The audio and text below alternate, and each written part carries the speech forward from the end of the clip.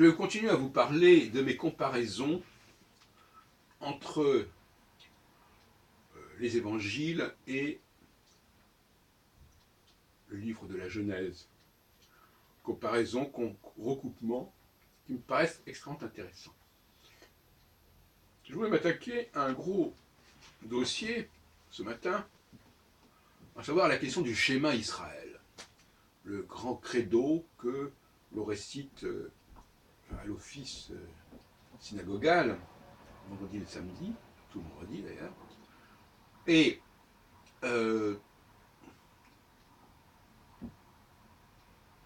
ce schéma Israël, on le retrouve, je ne sais pas si ça a été signalé, en tout cas je l'ai observé, dans l'évangile selon saint Luc.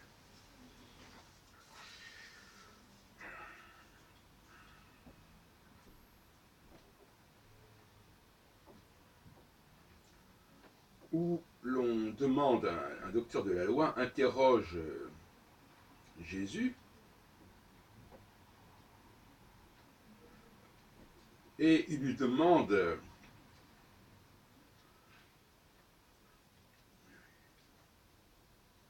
qu'est-ce que je dois faire pour recevoir la vie avec Dieu pour toujours. Jésus lui dit, qu'est-ce qui est écrit dans la loi? Qu'est-ce qui est écrit dans la loi?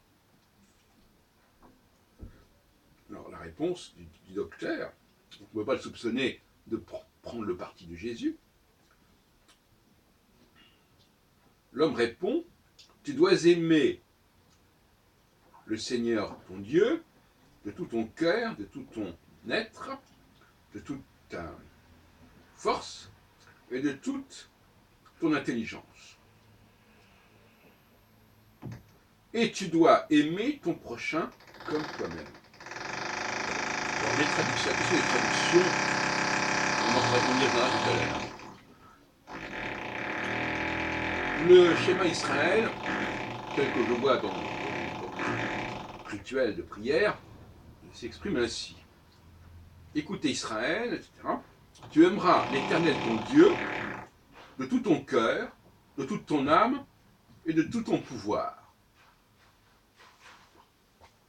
Que les paroles que j'adresse aujourd'hui soient gravées dans ton cœur. Alors, je crois qu'il n'y a pas photo. Il est évident que le texte de Luc reprend, d'ailleurs il le dit lui-même, reprend ce qui est dans la loi.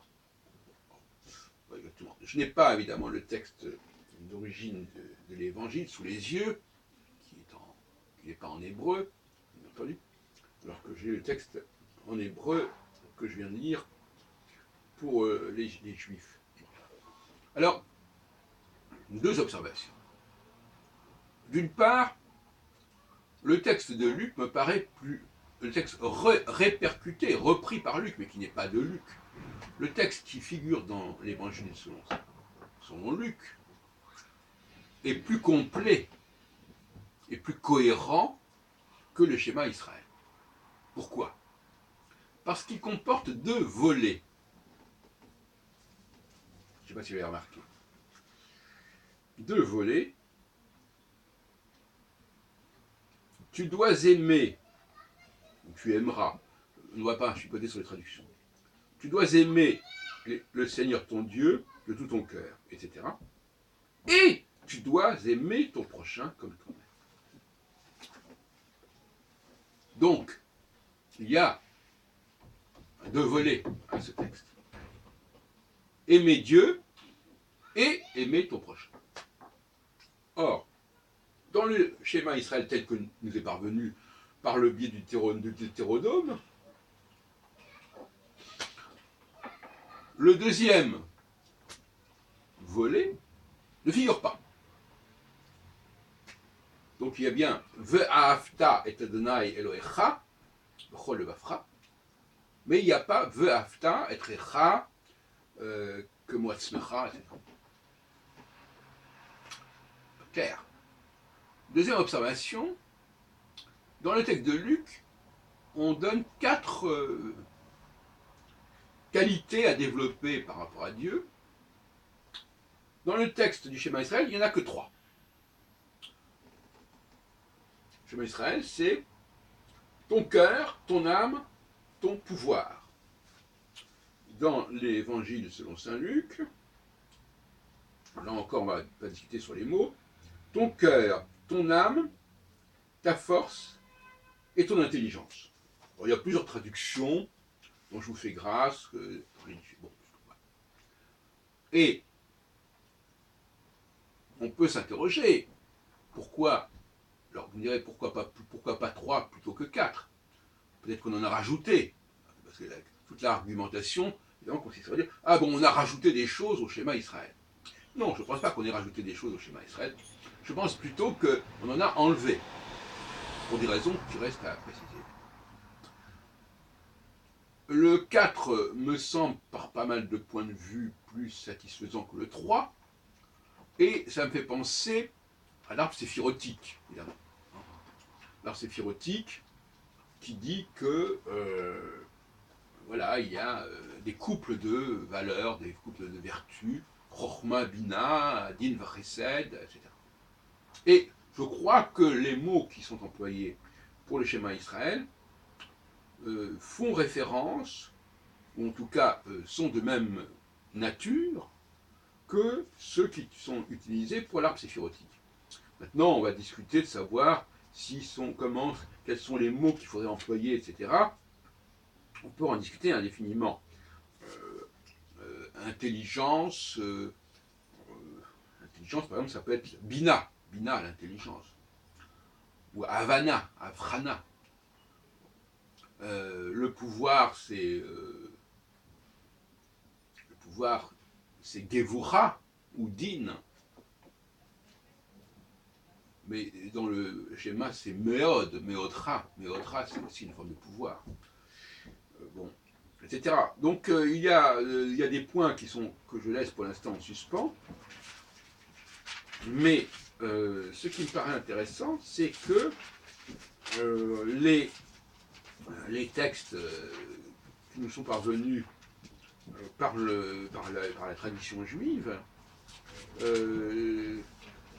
semblent décalés quelque part, semblent insuffisants, semblent incomplets au regard de ce qu'on peut constater dans d'autres documents, comme les évangiles, qui ne sont finalement que des témoignages des pratiques qui se faisaient à l'époque. C'est pas très compliqué de comprendre ça. Bon. Donc, alors on peut se poser des questions de datation, évidemment. De quand, alors vous savez que sur ces questions de datation des documents de l'hétéronome, etc., tout ça est extrêmement confus, et on est très loin d'avoir obtenu véritable quelques certitudes. Il semblerait, en l'occurrence, que à l'époque des évangiles, on ait encore un texte qui soit à peu près cohérent en ce qui concerne le schéma Israël, et que dans le Deutéronome, eh bien, ce texte ne soit plus aussi cohérent, c'est tout. C'est comme ça, qu'est-ce que j'y fasse? Il y a des tas d'exemples comme ça. L'autre jour, je parlais d'autres questions en rapport avec Judas, pourquoi Judas a disparu, pourquoi il n'y a que 3 personnages quand Dieu dit « Je suis le Dieu d'Abraham, d'Isaac et de Jacob », pourquoi il ne parle pas de Judas, il aurait fait un 4e personnage, comme au bridge. Bon, ça c'est pas non plus très cohérent. Hein. Donc,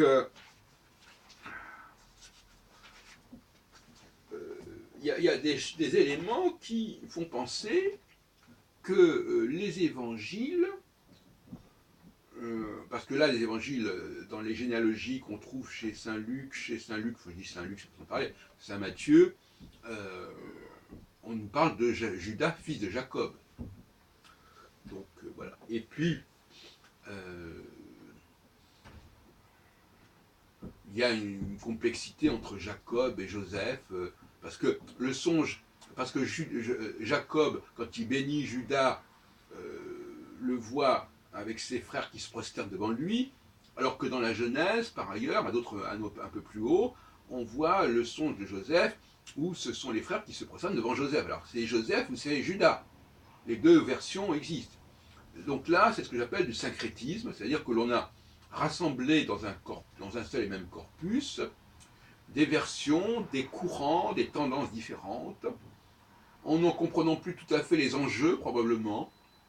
J'ai vu le même phénomène avec Nostradamus, que j'ai étudié longuement, pour lequel j'ai fait plusieurs doctorats.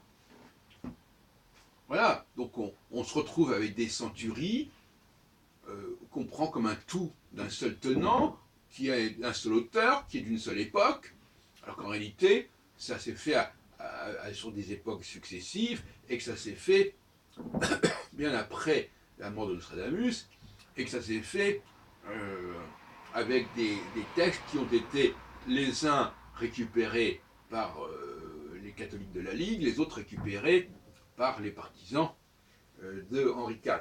Alors, donc, qui pose d'ailleurs un problème de datation, puisque s'il y a des textes qui sont marqués, notamment par le couronnement à Chartres d'Henri IV, en 1594, ces textes, quand ils figurent dans les éditions de 1568, par exemple, eh bien c'est forcément des contrefaçons.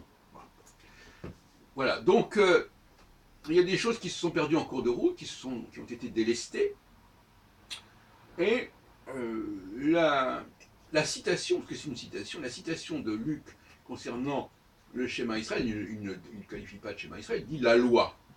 Ça devrait d'ailleurs, ça demande de réflexion. Pourquoi le schéma Israël ferait-il partie de la loi? C'est comme ça qu'il l'appelle, le nomos, si on peut dire en grec. Et bien donc cette loi, elle comporte ces deux volets. Tu aimeras ton Dieu, avec 4 possibilités de manifester cet amour, et tu aimeras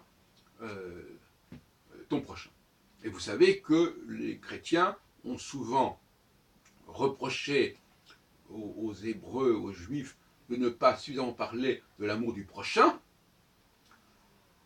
alors que là, justement, dans Saint Luc, il témoigne du fait que la loi juive prévoyait cet amour du prochain, mais en revanche, en effet, cette deuxième volet, cette deuxième partie, amour de Dieu, amour du prochain, disparaît totalement dans les invocations du schéma Israël qui sont répétées chaque semaine dans les synagogues judaïques.